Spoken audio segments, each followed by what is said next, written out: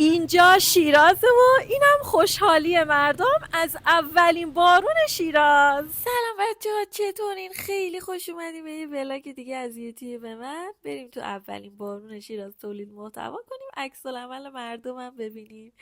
دو تا دختر زیبا که خیلی خوشحال بودن، دو تا دختر زیبا که مدل هم بودن. دیگه بوس فرستادم براتون. آقا پیرمرد خیلی باحال بود، دو نشون داد. Have a good night, yes. What? Have a good night یعنی شب خوبی داشته باشید. آقا پیرمرده اصرار داشت که من زبان بلد نیستم، ولی خب کوچولو با چترشون تو بارون، این خانواده خیلی مهربون که دیگه کلی براتون دو نشون دادم، بای بای کردم، بوس فرستادن. خیلی حس خوبی بود واقعا. بچه‌ها همگی توی شیراز خوشحال بودن. بعد از ماها بارون اومد و اینجوری دست آبجیشم که گرفت چرخید. با اینکه بارون شدید بود ولی پیاده رو خلوت نبود، خیابون خلوت نبود و همه آدما اومده بودن بیرون. خیلی حس خوبی بود. هوا تازه داشت تاریک میشد.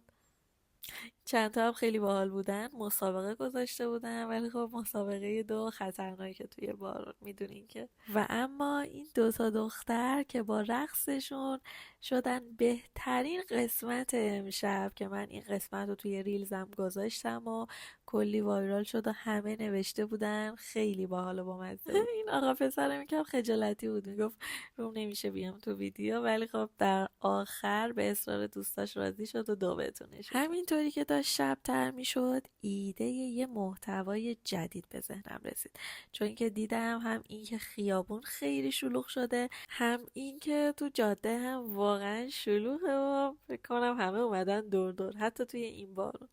بعضی هم که عاشقانه دست پارتنرشون رو گرفته بودن و این شد که گفتم چند تا ویدیوی دیگه از شلوغ بودن و از خیابون شلوغ بگیرم تا یه ریلز دیگه بسازم که آخر این ویدیو براتون اونو میذارم. پس آخر این ویدیو با من همراه باشین که میخواستم از این ویدیویی که از ماشین ها گرفتم و از پیاده رو گرفتم چه سناریویی توی ذهنم بود. واقعا حتی شلوغ‌تر از شبای دیگه شده بود. بساط دور دورم که دیگه بجا بود و همگی کلی داشتن با هم دیگه آشنا می شدن. و حالا برای کسی که نمیدونن اینجا خیابون مالی آباد شیرازه و خب معروفه به دور دور دیگه.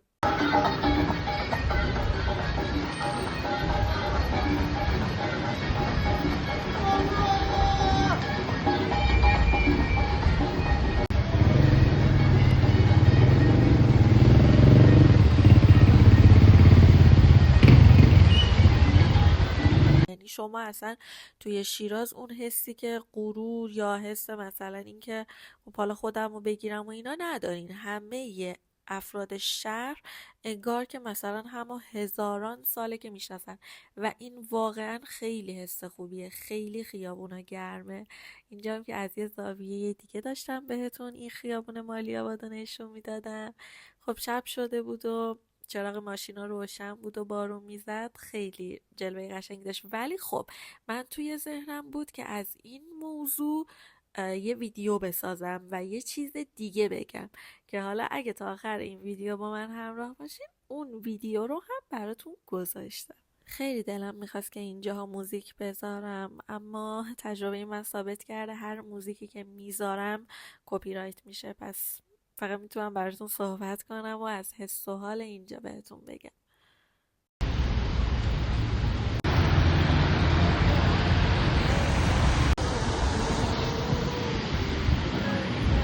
تو چند تا ویدیو قبلی یکم صدای بارونم بشنوید. اینم که یکی از پاساژهای معروف شیراز و یکی از بزرگترین ها، ولی بزرگترین نه. اینم که بانک ملت، انگار واکویت میگذاشتم براتون، همه چیز رو دارم با جزئیات نشون میدم. حالا که از همه زاویه‌ها دیدین این حالت اسلوموشن زیبا هم ببینید. اینم که ساختمون الفه که سینما یه جورایی واحدهای دیگه هم داره و اینجا من از یه زاویه دیگه بهتون نشون دادم. همه اینا رو آگاهانه ریکورد کردم تا توی ویدیوی دیگه بذارم برای بار هزارم تا آخر ویدیو ببینید، تا اون ریلز رو که اینا رو توش استفاده کردم براتون بذارم.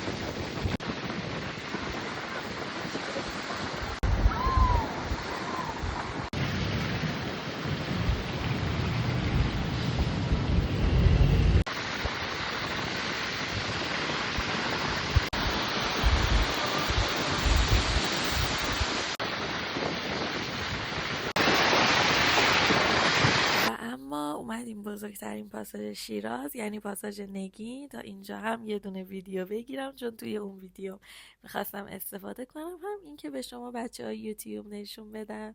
خب شاید هم عده‌ای از شما شیرازی باشین که خیلی خوشحال میشم که منو سابسکرایب کردید، ولی خب عده‌ای هم غیر شیرازی هستید. راستی بچه اینم پروژه مگاماله که قرار بزرگترین پاساژ ایران شه.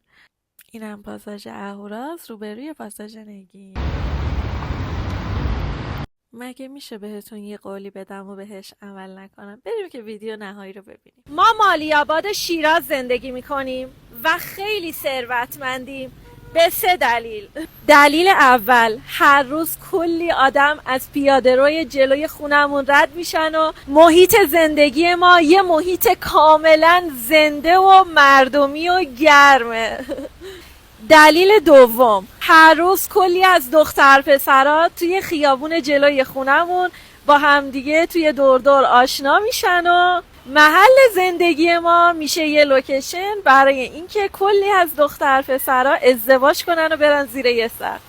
و اما دلیل آخر، اینجا به هر چیزی که بخوایم نزدیکیم، از بزرگترین پاساژهای شیراز گرفته تا هایپرمارکت و سینما و شهر بازی. شما توی انتخاب محل زندگیتون چقدر ثروتمندانه عمل کردین؟ تو کامنت ها برام بنویس. و اما طبق معمول مگه میشه بارون باشه و دابسمش نباشه؟ اونم وقتی اینقدر حس و حالش خوبه. با موزیک ارشیاس که خیلی هم ترند شده، کلی دابسمش براتون گرفتم و موزیکای دیگه که تو پیجم و تیک تاک هم هست. شاید باورتون نشه، دفعه قبلی که این ولاگ رو آپلود کرده بودم یوتیوب به هم ارور کپی رایت داد و گفت که با اینکه اصلا چیز خاصی روش نبود، یعنی حتی یه آهنگ محلی روش بود و خب خیلی ناراحت شدم و این وایسی که الان داریم میشنویم بعداً بهش اضافه شده.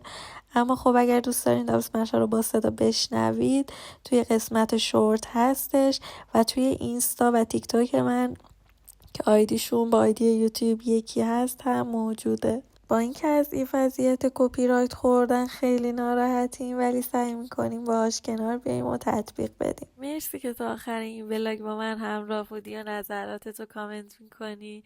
دوست دارم. تا ولاگ بعدی، بای.